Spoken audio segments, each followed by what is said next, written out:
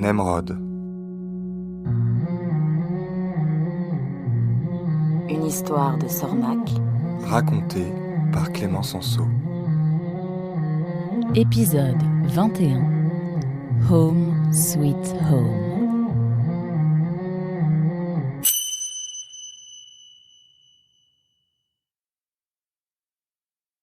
Pour la première fois depuis 1 an, Nemrod se réveilla dans sa chambre. Il avait souvent fait ce rêve lorsqu'il était avec Mirko et sa bande. Mais cette fois, c'était pour de vrai. Il n'allait pas se faire réveiller par le vrombissement d'un scarabée ou la morsure d'un pince-oreille. Il était bel et bien chez lui.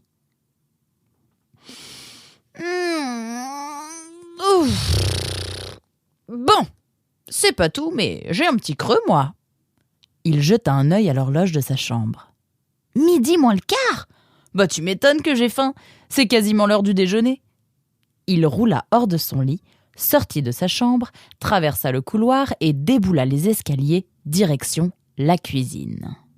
« Ah, regardez qui voilà !» s'écria sa maman. « Mais c'est mon fils !» s'exclama son papa. « Alors, content de retrouver ton lit ?»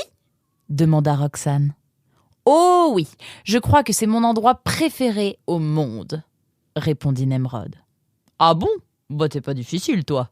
ajouta son papa. « On va faire des économies sur le budget vacances. »« Allez, viens à table !» commanda sa maman. « On meurt de faim. Je ne vais pas pouvoir retenir ton père plus longtemps. » Nemrod contemplait la scène. Tout était comme d'habitude. La même nappe molletonnée, les mêmes assiettes à fleurs, la même théière en étain, et chacun à sa place. Nemrod à gauche de sa mère et en face de sa sœur, son père à l'opposé en diagonale, avec en bout de table, entre Roxane et Nemrod, une 5e assiette, l'assiette du voyageur, ou l'assiette du revenant, comme aimait dire son père. Aussi loin que Nemrod se souvienne, il y avait toujours eu une assiette de plus à table. Ça avait servi quelquefois, mais c'était surtout symbolique. C'était une posture face à l'inconnu, une manière d'accueillir la providence. Enfin bref, c'était comme ça dans sa famille. Nemrod s'assit. « Et quand j'étais pas là, vous mettiez 4 ou 5 assiettes ?»« 5, comme toujours, » répondit sa maman. « Et si 2 inconnus avaient débarqué, vous les auriez accueillis tous les 2 ou juste un pour garder ma place libre ?»« La situation ne s'est pas présentée. On a eu récemment la visite d'un marchand de savon. Il était seul. On l'a mis en bout de table. »« Ah oui, je l'avais oublié celui-là, » ajouta son père. « Patibulaire, mais presque. » C'est vrai qu'il n'était pas très expansif. Enfin, il avait sûrement ses soucis. Et sinon, pas grand-chose, à part les visites de ton cousin Raoul. « Ah, ce bon Raoul !» s'écria Nemrod. « Ah oui, ça tu peux le dire, ce bon Raoul. Il a vraiment fait tout ce qu'il a pu pour nous remonter le moral. Il a été super. Ça a été un vrai soutien. Surtout pour ta sœur qui s'est retrouvée seule entre ses 2 parents. Hein, ma chérie ? Ah oui, heureusement que Raoul était là. Il va être tellement heureux de savoir que son grand cousin adoré est rentré. » répondit Roxane. « J'ai hâte de le voir, » dit Nemrod. « Bon allez, trêve de bavardage, à l'attaque !» dit son papa, avant de se jeter sur son assiette. La maman de Nemrod avait mis les petits plats dans les grands. Croustillant de tournesol, beignets de coquelicots, cake aux fleurs, tartare du soleil. On n'entendit plus personne pendant une demi-heure. « Bon allez, je dois retourner à l'atelier, » dit le papa, en s'essuyant la bouche d'un revers de pâte. « Déjà ? Tu ne peux pas prendre une journée de congé ?» demanda Nemrod. « J'aimerais bien, mon fils, crois-moi, mais il faut absolument que l'on termine une commande. Le client passe demain. »« Tu lui diras qu'il y a eu un imprévu et que t'as pas pu finir à temps. » Son père sourit. « Ce ne sont pas des gens à qui l'on peut dire ça. »« Ah bon ? Vous accueillez le surintendant Titus ou quoi ?»« Presque, » répondit son père. « Don Sol, son conseiller spécial, » précisa sa mère. « Bah dis donc, ça ne plaisante pas, » dit Nemrod. « Eh oui, on commence à avoir notre petite notoriété, on dirait, » reprit son père. « C'est le dernier coup de collier, ensuite on sera tranquille, » ajouta sa mère. « Tu comprends, mon chéri, » fit-elle en caressant la patte de Nemrod. « Bien sûr, maman, ne t'inquiète pas pour moi. Je suis là maintenant, on a le temps, c'est même mieux comme ça en fait. Ça fait retour à la normale. C'est réconfortant.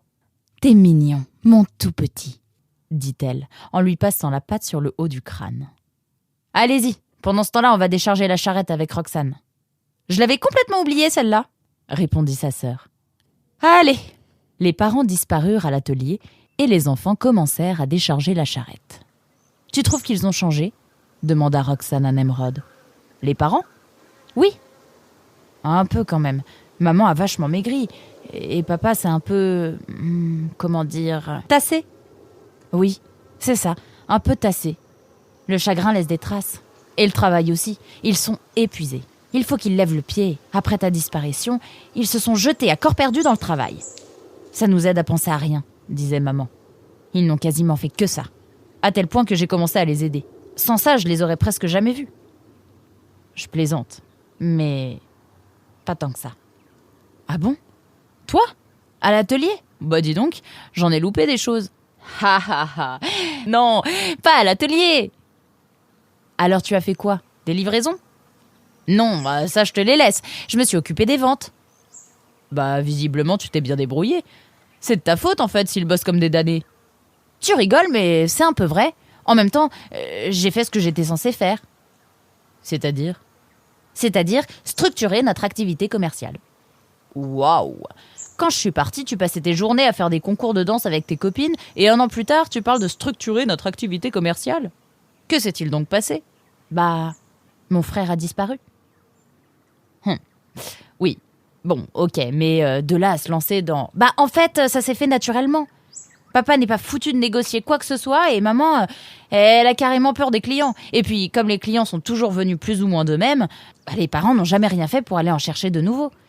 Mais juste après ta disparition, il y a eu un petit creux. Et tu sais comment est papa quand il n'a pas de commande. Du coup, je leur ai filé un petit coup de main et ça a plutôt bien marché. Ça ne m'étonne pas. Tu vendrais des tournesols à un sang de poule, comme dirait grand-père. Bah, n'exagère pas. Je n'exagère rien. C'est comme ça depuis ta naissance. À chaque fois, c'est toi qui fais la bonne affaire et moi qui me fais avoir. T'es ma petite sœur, normalement ça devrait être l'inverse. N'empêche que ça a bien aidé les parents. Ils ont fait une année exceptionnelle. Avec ce qu'on a gagné, on va enfin pouvoir retaper la taupinière. Génial ! Ah oui, elle en a bien besoin. Surtout le toit. La dernière tempête a fait pas mal de dégâts. On a dû mettre les tapis et les meubles dans la chambre de grand-père pour les protéger des fuites d'eau. Faut tout refaire. Tout ? Vous allez quand même laisser le papier peint. Et la vieille baignoire à pied. Et le poêle à bois en faïence dont grand-père était si fier. La baignoire et le poêle, on va les garder, c'est sûr. Pour le papier peint, les parents ne savent pas encore. Il est vraiment abîmé. Papa pensait repeindre les murs en blanc. Ah bon ? Dit Nemrod, dépité. Gardons au moins les pans de murs en bon état. Tu en parleras aux parents. Du coup, ils abandonnent le projet de rénovation de l'atelier ? Non, ils vont le faire aussi. Les travaux commenceront en juin avec la construction d'un nouveau four à céramique. Il va faire le double de notre vieux four. On va pouvoir sortir des vases de 2 mètres de haut. 2 mètres de haut ? Ça se vend, ça ? Je t'assure que oui, répondit Roxane avec un grand sourire. On va faire un tabac. Si tu le dis. Après avoir vidé la charrette, Roxane et Nemrod entreprirent de nettoyer l'atelier. Puis ils décorèrent la galerie, qui était la pièce où leurs parents exposaient leurs créations. Ils remplirent une 10aine de vases de fleurs fraîchement cueillies et firent brûler des bâtonnets d'encens pour chasser d'éventuelles mauvaises odeurs. Tout devait être parfait pour l'arrivée de Don Sol.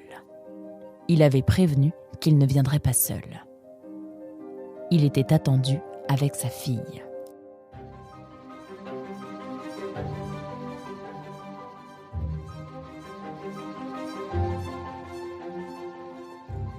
Vous aimez Nemrod ? Vous voulez savoir ce qui se passe en coulisses ?